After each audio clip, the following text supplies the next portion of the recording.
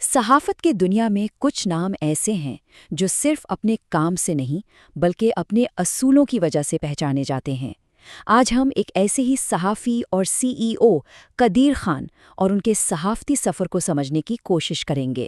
اکثر ان کے کام کو اس ایک جملے میں بیان کیا جاتا ہے۔ قدیر خان صحافت کے میدان میں ایک درخشاں ستارے کی حیثیت رکھتے ہیں۔ چلیے ذرا گہرائی میں جا کر دیکھتے ہیں کہ اس تعریف کے پیچھے کیا وجوہات ہیں۔ تو آئیے اس سفر کا آغاز کرتے ہیں اور سمجھتے ہیں کہ انہیں صحافت کا درخشاں ستارہ آخر کیوں کہا جاتا ہے۔ میڈیا کے اس وسیع منظر نامے میں قدیر خان کو جو چیز منفرد بناتی ہے وہ ہے ان کا با اثر کام اور ان کا با اصول انداز۔ دراصل یہی ان کی اصل پہچان ہے۔ اچھا، تو ان کی کامیابی کے پیچھے کون سے بنیادی اصول کار فرما ہیں؟ آئیے دیکھتے ہیں کہ وہ کون سی اقدار ہیں جو ان کے کام کی بنیاد ہے۔ ان کے پیشہ ورانہ کردار کی بنیاد 3 ستونوں پر کھڑی ہے: محنت، دیانت اور پیشہ ورانہ صلاحیتیں۔ یوں سمجھ لیں کہ ان کا پورا کیریئر انہی اصولوں کے گرد گھومتا ہے۔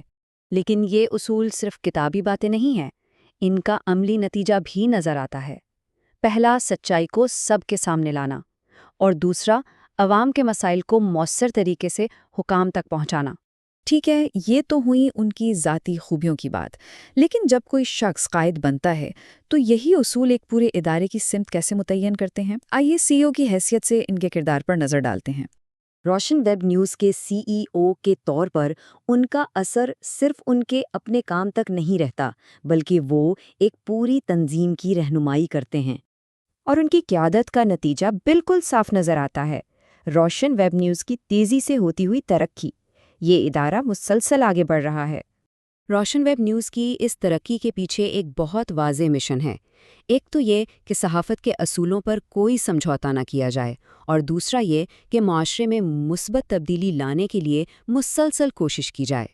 اور اب آتے ہیں ان کے کام کے سب سے اہم پہلو پر کہ آخر ان کی صحافت عوام کے لیے کیا معنی رکھتی ہے۔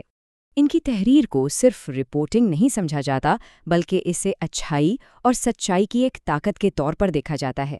جیسا کہ کہا گیا ہے، قدیر خان کا قلم حق اور سچ کی آواز بن چکا ہے۔ تو یہ سچ کی آواز ہونے کا مطلب کیا ہے؟ اس کا مطلب ہے ایک ایسی آواز جو سچ کو سامنے لائے، عوامی مسائل کو اٹھائے اور خاص طور پر مشکل وقت میں لوگوں کی رہنمائی کرے۔ تو پھر اس سب کو دیکھتے ہوئے اس طرح کی صحافت کے مستقبل اور اس کے بڑے پیمانے پر اثرات کے بارے میں کیا کہا جا سکتا ہے؟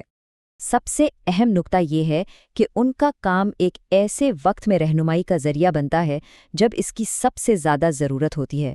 یہ ہر مشکل گھڑی میں عوام کے لیے ایک روشنی کی طرح ہے۔ اور یہ بحث ہمیں صحافت کے مستقبل سے جڑے ایک بہت ہی اہم اور غور طلب سوال پر لا کر چھوڑ دیتی ہے۔ جب حالات مشکل ہوں تو سچ کی آواز کو زندہ کیسے رکھا جائے؟